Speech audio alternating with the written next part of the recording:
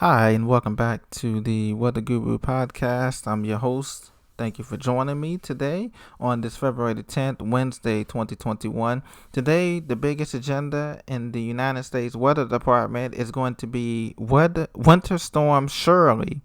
Winter Storm Shirley will continue to be a system that will affect the Mid-Atlantic and the Northeast through two phases, lasting through Friday.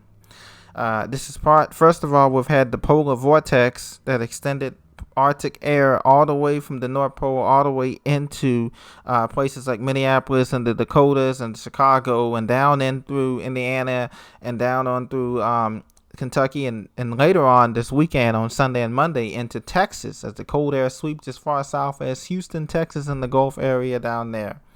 So be prepared for that. The cold air is in place, and now Winter Storm Shirley will be making its impact felt tonight, Wednesday night into Thursday morning. D.C. and Maryland, Baltimore, and Philadelphia can expect between 1 to 4 inches of snow. 3 to 6 inches is the storm max total for this quick hitting system. Now, later on in the day, Thursday, conditions will begin to improve. And then before Thursday night, we'll go back into the snow lasting through Friday afternoon. So all said and done, from D.C., Baltimore, Philly, and New York, 3 to 6 inches of snow from Winter Storm Shirley. But the biggest impacts from this Winter Storm Shirley is going to be felt south of the Mason-Dixon line. There's a swath of ice accumulating from Little Rock, Arkansas, through Memphis and Jonesboro, up into Cape Girardeau, Missouri, Evansville, Indiana, Louisville, Kentucky, and just eastern Appalachia Mountains of the Kentucky, West Virginia, from Charleston down into Roanoke.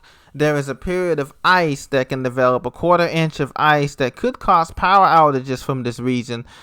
This is the same system that brought Tulsa and Oklahoma City and those points west with some ice, causing a lot of accidents and pileups. Well, today, this ice system through tonight will cause power outages in Arkansas, Missouri, Kentucky, and southern Indiana, as the system Shirley's southern end is mixing with ice and freezing rain. So be prepared for that. Be prepared to have your candles out, your warm weather blankets out, and your emergency kit out. And do not, please stay at home. The Missouri State Trooper and the Arkansas State Troopers are reminding people to stay at home during this time, as the roads will be iced over, because what happens is the temperatures at the surface is below freezing. It's 27 degrees Fahrenheit, 26 degrees Fahrenheit at the surface, but up above, aloft, just 3,000 foot up or 4,000 foot up, the temperatures are warmer at 36, 37 degrees. And so it's falling into that warm layer, then freezing on contact, creating that ice and freezing rain situation that's going to last through the night into Friday. So be very careful and cautious and cognizant of that as we get into that late. Some of the mountains, the Appalachian Mountains and the Blue Ridge Mountains of West Virginia, Maryland, and upstate into Pennsylvania may pick up an additional 8 inches of snow. Could be 8 to 10 inches of snow according to StormX there. So there's something to look out for that as well. So we get 2 rounds of snow here lasting through Friday night. And then we have a clear break for the Mid-Atlantic and the Northeast. Clear break lasting from Sunday to Tuesday next week, and then Tuesday after President's Day holiday, which is Monday, and Valentine's Day, which is Sunday. That Wednesday we have another shot of cold air that could bring in some snow for those locations. So just something to look out for as well.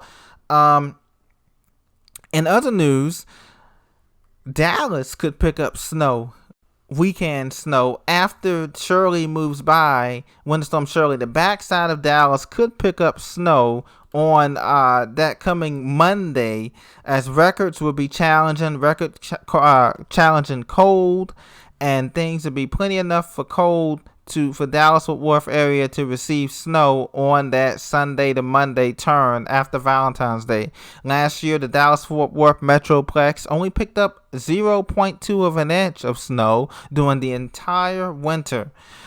So this is going to be a big change, but we have that dip in the jet stream that's extending all the way down to Houston, Texas. And as a matter of fact, Houston, Texas could pick up ice potential on Saturday night through Monday as the cold air continues, the Arctic air continues to press southward. So just something to be on the aware of if you're in the Houston Metroplex or the Dallas-Fort Worth Metroplex. That ice could mix in with this system. Snow is possible on the back end. Now we're talking heavy snow. We're talking maybe an inch or two of snow for Dallas-Fort Worth Metroplex there. So just something to look out for.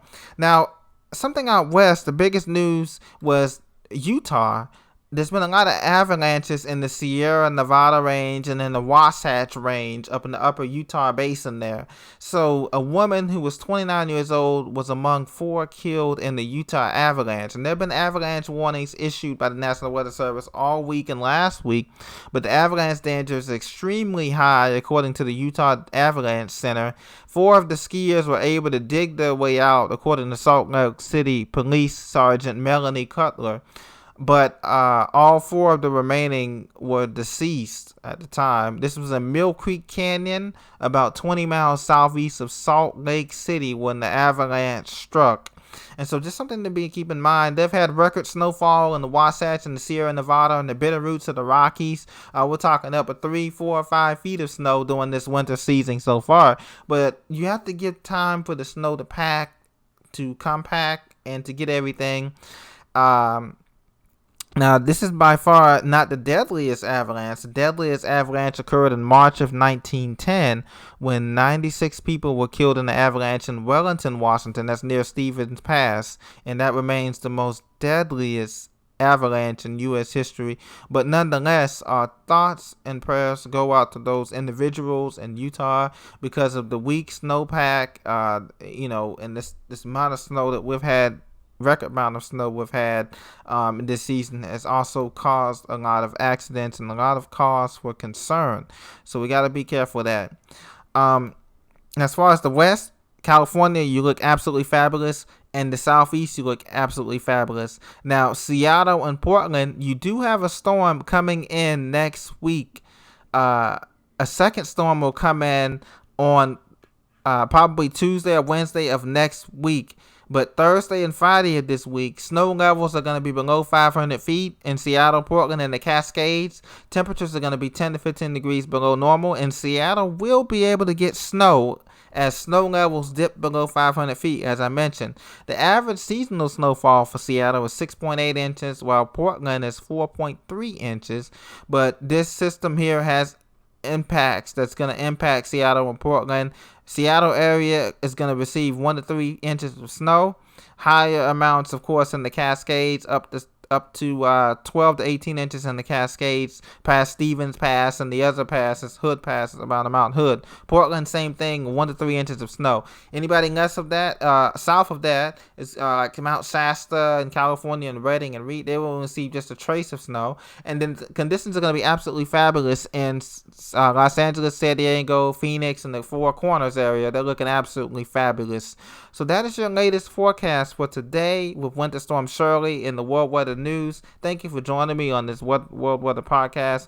Weather Guru, this is the Weather Guru signing off. Have a great afternoon and evening.